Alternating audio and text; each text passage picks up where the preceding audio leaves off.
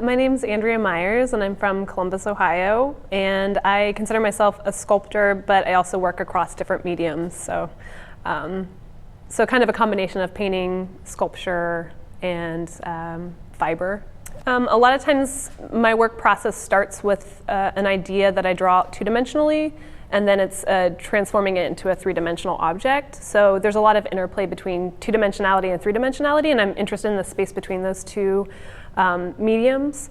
So also a lot of times the process is an accumulation of flat materials to create dimensionality. So again, it's that interplay between flat and dimensional. Yeah, I consider myself a maker more than just like a distinct painter or sculptor.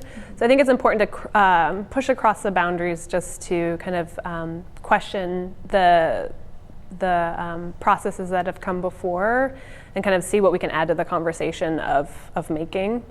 So that's, I think, I don't know, just to keep work evolving over time. That's a common question people will ask me is, where do you get all your fabric from? And it's just remnants, or people give me lots of fabric. So I just am constantly kind of accumulating materials. I think it's about bringing something to the gallery space, so using the gallery space that's usually pretty neutral and bringing these impacts of color into the space and making the objects alive and show kind of like an internal life to objects is a lot of things that I do in my work. So sculptures that are kind of severed or opening up to reveal the interior. So kind of setting up a relationship between the external and the internal life of an object.